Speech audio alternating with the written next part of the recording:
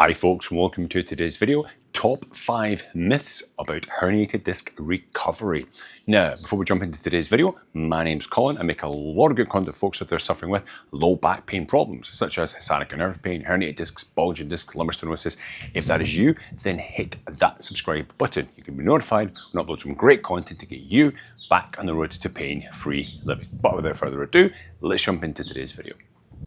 Hi folks, so today I would like to talk about 5 of the biggest myths I've come across in my years working with back pain patients, and I want to dispel some of those myths today, all right? So number 1, and I hear this so many times been told to me by clients and been told to it by their doctors, etc., is you will never lift again. Forget about it. You won't be able to go to the gym, you won't be able to deadlift, you won't be able to squat again, okay? Guys, back in 2005, I herniated my L5S1, really bad rampaging sciatica nerve pain. It took me about 14, 15 months to get completely over it. I went back to lifting again. There's some videos going to pop up. That's me doing a wheel deadlift. That was 377 kilos. That was about 832 pounds off the top of my head. This is about 5 years ago. Next video is going to pop up. That's a front squat. It's around about 330 pounds, 340 pounds, I think it was, like 150, 160 kilos. There's another video is going to pop up there. That's a hang snatch with a dumbbell. That's a 55 kilo dumbbell, so that's about 118, 120 pounds or so. And this was all after I had my herniation, okay? I was lifting normally again, doing everything I wanted to do, Brazilian Jiu-Jitsu, martial arts, kickboxing, mountain biking, you name it, snorkeling, scuba diving, whatever. Even golf. I used to be a golfer from Scotland originally, so I grew up playing golf. Not a problem, okay? Then, just to make things even more interesting, I actually re-herniated the same area, L5S1, back in 2024 as well, actually. And when I got the MRI, I knew what the situation was. I could tell myself, the sciatica nerve pain and stuff. Anyway, I got an MRI. That was February, March 2025, okay, and I knew what I'd still see. Obviously, there's herniation touching the nerve, sciatica nerve, a few more of the discs were bulging, but again, it took me a bit longer this time, 20 years older than I was before, but I brought myself back, and there's some videos going to flash up, okay. It's me just testing a front squat there with 80 kilos. There is a kind of front squat machine at the gym I go to. I believe that was, 160 kilos on that thing there. I'm doing some one leg Romanian deadlifts there, just getting back into it. So I'm back to training legs pretty much as normal as before, taking my time. It's been exactly 2 years, okay, since the injury. So it's about this time I can start loading the spine safely, carefully, all right? But it is more than possible to come back, okay? I've seen so many people come back, people I've worked with, back to lifting. I've got one guy, we just finished working together for the last few months. He's back in his gym, working out, lifting almost up to 80 and 90% of his previous weights. Okay, he's well on the way to being 100% recovered. So that myth, okay, has to be dispelled, all right? It will not, in most cases, you will be able to return to your athletic activities, okay? Given the right rehabilitation program, the right amount of time, you'll get there, all right? Now, myth number 2, another big one as well, I hear from clients being told by their doctors, is you're going to need surgery, okay? Now, the literature will tell you, okay, the inference in the literature is 85 to 90%, depending on what literature you choose to read, of people will get better 100% back to normal with conservative care. Conservative care is rehabilitation, movement, exercises, perhaps a corticosteroid shot, perhaps a PRP shot, okay, into the joint area of the herniation.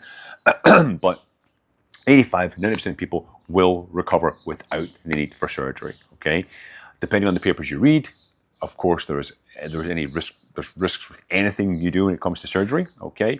But there can be quite high reoccurrence rates of injury after surgery, depending on which papers you read. Some papers up to 40, 45% of re-injury. So surgery is not always, okay, the 100% fix, all right? But there are cases where it's definitely needed. If the person has cauda equina, which is severe, compression of the nerves and the lower spine region. If the person has issues with bladder control, with defecation control. They've got severe drop foot, okay, they've lost a lot of significant power and it's not getting better with conservative care, then you most likely will be a candidate for surgery, all right? But I think you should, my opinion, you try to exhaust all conservative methods first, because the reason that people re-injure is when they go under the knife, very often they are able to remove the disc material, which is pushing on the nerve. They actually take out more than is actually extruded from the disc, okay? And some people have, very quick, instant pain relief. They feel much better. But that 6 months is super dangerous because you have an open wound there where the wound of the disc herniation happened, okay? It's like a little leak, if you will, of the material. And it's much easier in that stage to re-injure, to re-herniate, okay, your disc.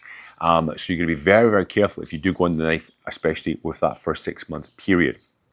You'll be doing exactly the same rehabilitation type exercises post-rehab as you will be doing if you were just going to do conservative care from the outset, all right?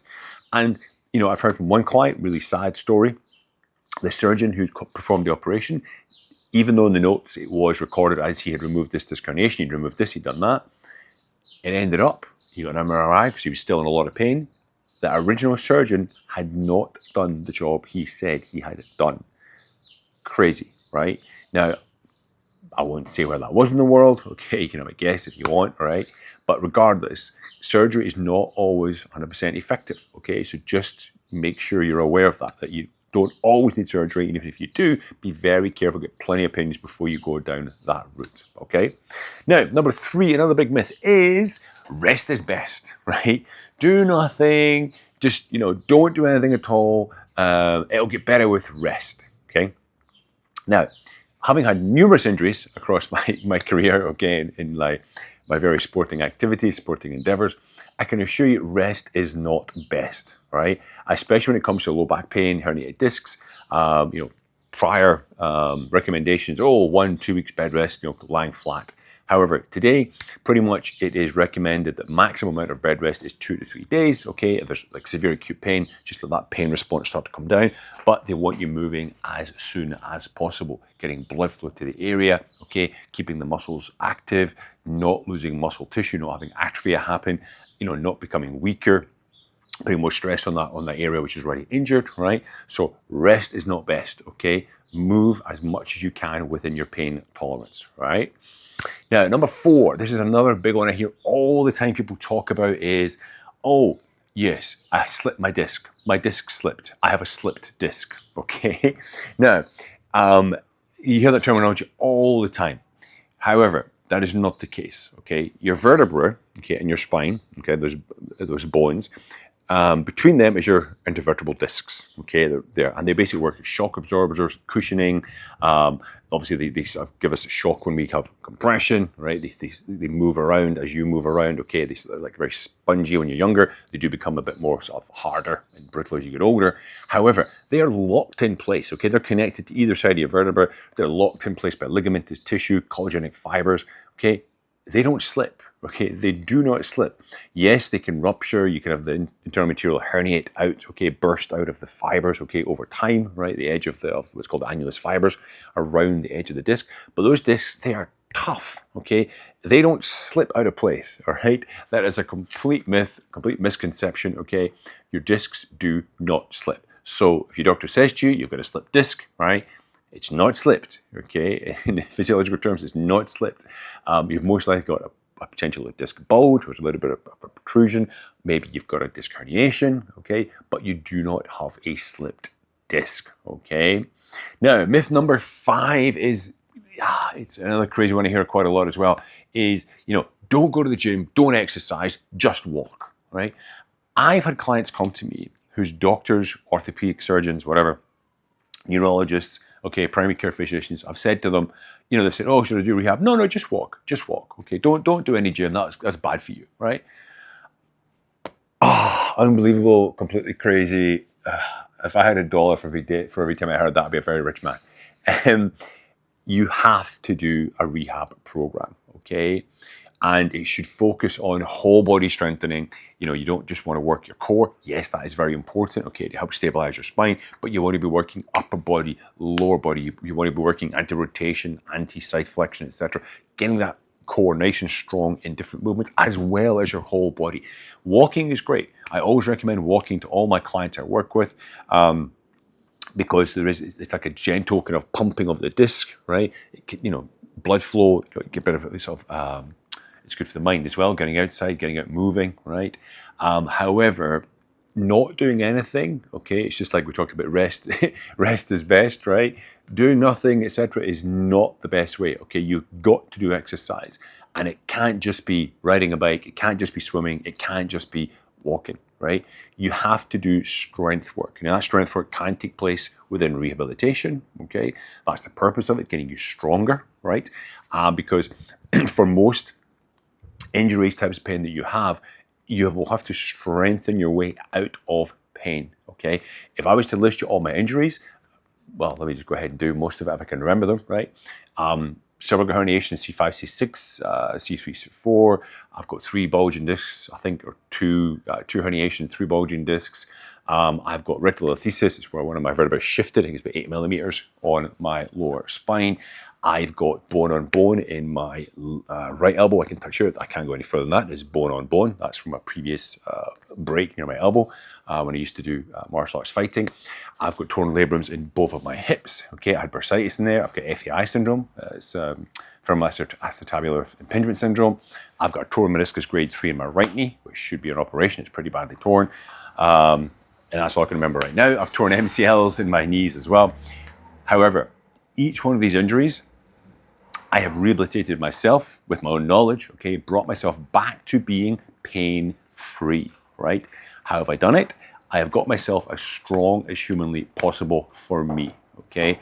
All those joints, get them strong, took my time to do it, built up the load over time, progressive overload, and I've strengthened my way out of pain, okay, to allow me to go back to do the things I've always wanted to do again, right? So if I just gone walking, if I just gone swimming, if I just gone cycling, you don't get stronger with aerobic activities, okay? Your heart gets stronger, okay? Yes, you create greater cardiac output, okay? Lowers your blood pressure, more capillarization. However, you do not get stronger muscles in the sense of strong, okay? That requires a proper strength program built into your rehabilitation program, all right? So myth 5, not doing any exercise, any gym work, just walking. No, you got to do proper rehab programs, all right? If you've just been diagnosed with a herniation though, and you don't have a rehab program yet, there's a video that's going to pop up in just a second, okay? That is a link to one of my beginner rehab programs that anyone can jump on and start, because the sooner you start rehabbing your herniated disc, the better your outcomes are, okay? The longer you leave it to start, be you waiting for insurance or you're waiting for socialized medicine to get your rehab appointment, okay? Exponentially much longer the process will take to rehab. So start as soon as possible. So that video is going to pop up just in the top right of the screen there. Click on it, it'll take you to a beginner rehab program that you can check out, okay? So guys, listen, hope those 5 tidbits have helped to dispel some of those myths. If you've got any comments or questions, please hit me up in the comment section down below. If you enjoyed this today, please subscribe for more great content. And of course, forget to like and share, and I'll see you next time. Have a great day.